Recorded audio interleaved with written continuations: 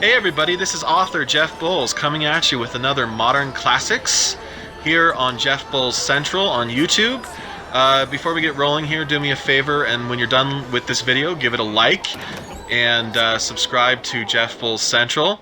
Also, buy my book, Godling and Other Paint Stories, 6 stories of science fiction, fantasy, and horror and humor. It's funny. You'll love it. Links down below. Do it. Now. Now. Okay, Modern Classics. This entry will be taking a look at Sleeping Dogs, which is the definitive edition on Xbox One. This was a pretty good game. You could also refer to it as True Crime Hong Kong, of course, which was the name it had when it was originally developed. And it didn't stick with that name, of course, because Activision Blizzard sold it to Square Enix. So yeah, it became its own kind of entity called Sleeping Dogs, and it's a pretty good game. I played the PlayStation 4 version a couple of years ago, and now I've played this one, and I still like it, but no, it's not a modern classic. We'll go ahead and start there. It's not a modern classic, but it is pretty good. I'd probably give it a solid 8 out of 10 if I were actually reviewing it, but it's a little old to actually review that you will give a shit about. You lousy bastards. So, what does this game have going for it? Well, first of all, the combat is really cool. It's really unique. It's really fresh because it's all kind of, martial arts based. So, you kind of get the sense that they got a lot of their cues from the Batman Arkham games, though it's not a total parallel to the Batman Arkham games, in that there's also some weapons use, there's also some gunplay a little bit, there's some parkour. It's closer to, obviously it's kind of a Grand Theft Auto clone, which True Crime was as well. It did start its development cycle as a True Crime spin-off. The game was not all that well received by the public. It sold kind of marginally well. Critics seem to have liked it. I did some research before I tapped into this video here. Critics seem to have liked it okay. Where it really differs from most combat-based games of its ilk is that you can kind of highlight the individual in front of you, the bad guy, right? And kind of using the stick decide in the peripheral which guy you want to hit next.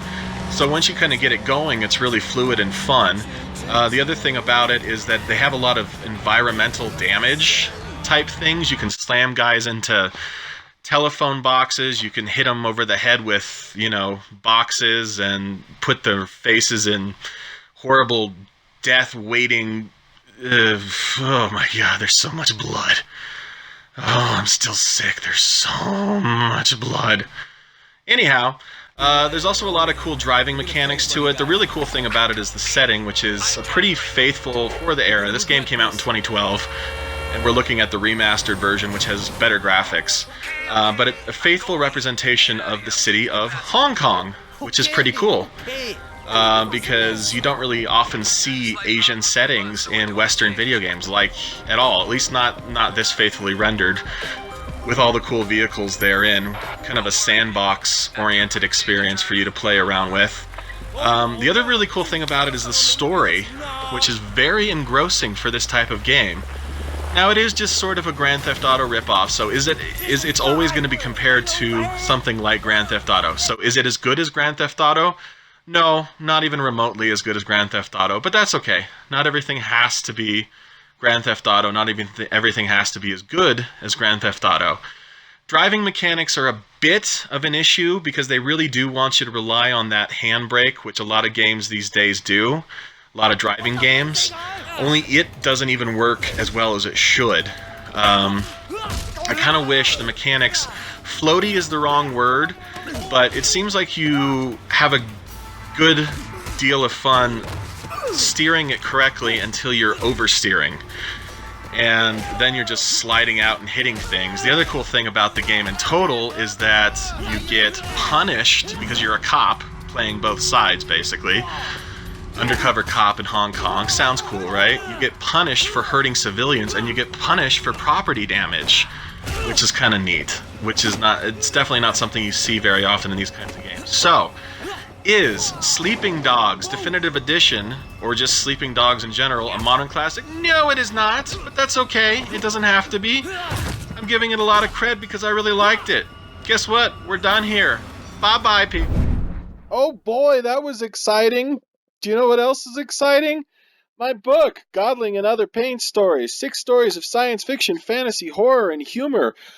Oh my god, it's so funny. Get on Amazon right now. 99-cent Kindle copies, or you can get this beast right here, the paperback edition. I'm an author. It is good. It is good. You will love it. Buy it. Buy it. Buy it. Did I come on a little strong? Yeah, I understand that. Buy it. It's softer, right? Buy it. 99-cent Kindle copies, Amazon.com. The link is down below in the comments section. You'll love it. It's hilarious. Bye, peoples. Until next time.